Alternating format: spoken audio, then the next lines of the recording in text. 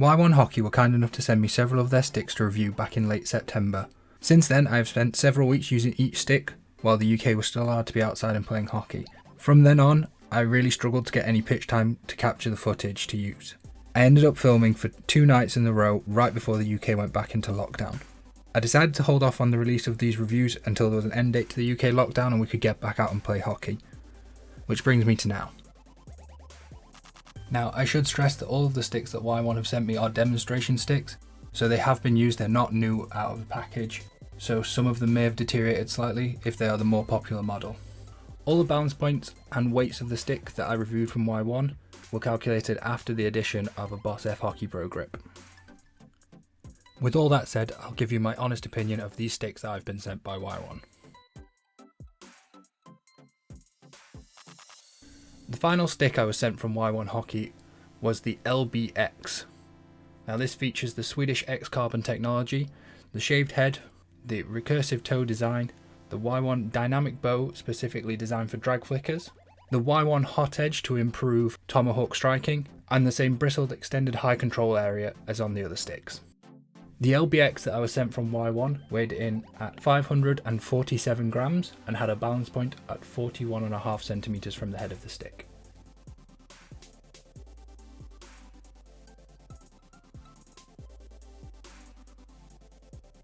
The LBX stick offers really good responsive feedback on the ball. It really lets you know where the ball is on the stick while you're dribbling, and it gives you a lot of confidence when executing high speed skills in tight areas. There's a nice touch compound, that bristled extended high control area that Y1 talk about on their website. I actually found that on the LBX stick it was much grippier than on the other two. I don't know if that is just down to the sticks that I'm trialing being demo sticks and the other two having a bit more wear, but I definitely felt a lot more control with this stick. The stick is very well balanced for dribbling, offering a light head for executing quick skills, but also having enough weight behind it so that you're not easily knocked off the ball by heavy tackles. While this stick is actually stiffer when hitting than the YLB90 stick that I tested, it actually has a much softer feel on the ball. Now this can sometimes work against you. Because it has that softer feel, you sometimes forget how stiff the stick is and that you have to have very soft hands to control the ball.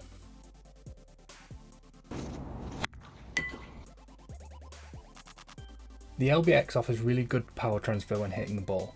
Because of that stiffness, you can really generate very powerful hits, whether that's a shot at goal or a hard pass to a teammate. Because of the extreme low bow, it is very easy to get under the ball and cause it to lift, but as long as you lead with your left hand, it's quite easy to keep the ball flat, although when you're tired or reaching to hit the ball, you can sometimes get under it a little bit and cause the ball to either bobble or just skim along the ground. That being said, with a little bit of practice, it is easy to control this lift, which makes the stick really nice for shooting at goal, as you can easily hit the ball hard into the top corners. The stick is equally good for slap passing, as you can really get a lot of power behind the ball when slapping, and it also takes away that risk of bobbling the pass. With it being an extra low bow, it is also very good for slider passes, so you can generate the same power as with a slap but with a little bit of disguise.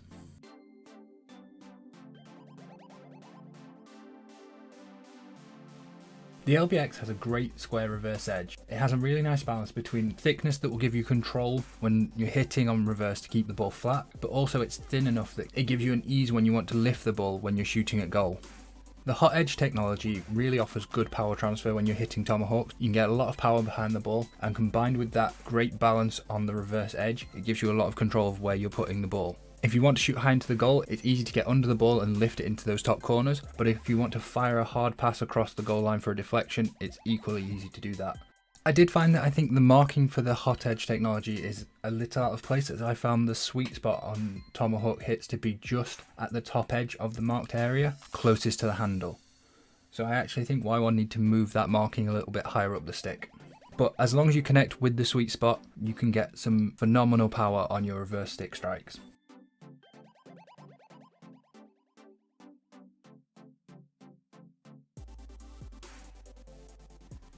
The stiffness of the stick allows for a really good power transfer from the extra low bow when flicking, as the stick doesn't flex when you're pushing through the ball. Combined with this, it's very easy to get under the ball thanks to the shaved head shape that Y1 have used.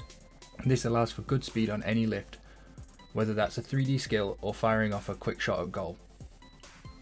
Because of the good balance point, it makes the whip through the ball feel very easy, and this allows you to add power to any lift, whether that's a shot at goal or adding distance to a lifted pass. Because of how easy it is to get under the ball, this means that this stick is fantastic for 3D skills, and it will give you a lot of confidence executing a lift past the defender even if it's in a crowded circle. I found the stick very easy to aim with, as I thought the touch compound on the face was very grippy and the ball didn't move around on the face. This meant when you whipped through, you could utilise the low bow. Aiming with this stick I found to be very easy. Because of the touch compound on the face, it held the ball in place at the end of your flick, allowing you to push through the ball into whatever corner of the goal you wanted to put it.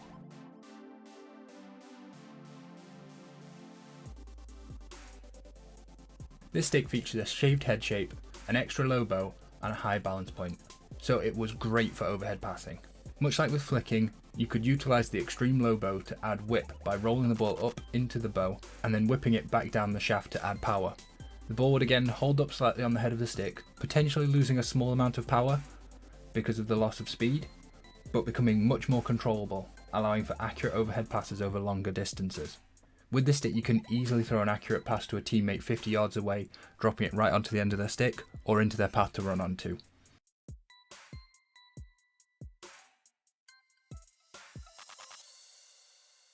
This stick really surprised me when it came to drag flicking. Based on how it performed in the other areas of flicking, I knew it would be good, but I didn't see it being competitive with the YLB90 that I've previously reviewed. However, I found that the additional stiffness from the X series added a surprising amount of power compared to the 90 series YLB. Enough to make up the difference from the easier whip motion that you can utilise with the sling groove on the YLB series. I found this to be an excellent bow for drag flicking. The smoothness of the curve really allowed for good power build up through the drag phase into the release, but it also lent itself really well to adding deception to the flick, more so than the YLB90 stick that I used. Because of this, I found I really liked flicking with this stick. I especially like to use the stick for low drag flicks, as with the power and deception I was able to get on the ball, I felt I could put it much closer to the goalkeeper with confidence they would not be able to get down to it to keep the ball out. Again, the touch compound came into play for accuracy. As you rolled the ball down the shaft of the stick, it slowed up on the head of the stick, allowing you to really place the ball into the corner.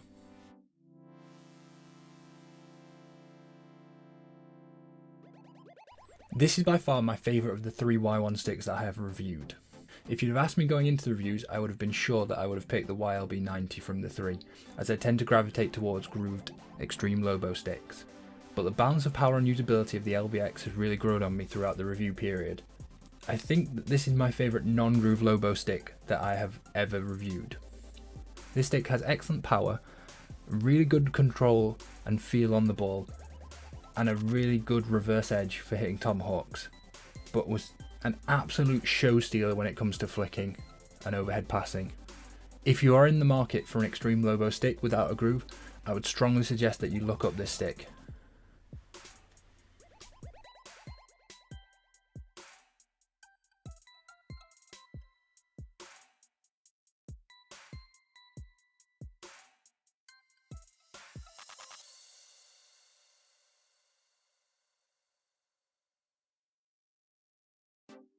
Thank you very much for watching. Please like and subscribe, and comment what review you'd like to see next.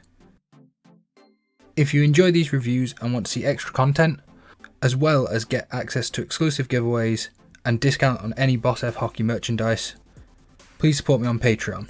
It only costs £1 a month, and it helps me cover pitch costs, equipment, as well as shipping for any prizes and giveaways that I run.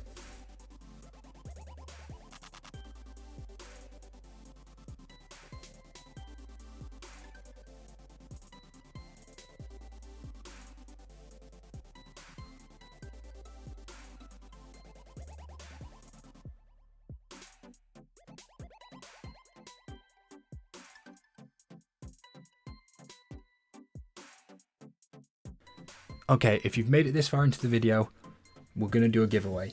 All I want you to do is subscribe and comment on this video with a random time code and a positive comment.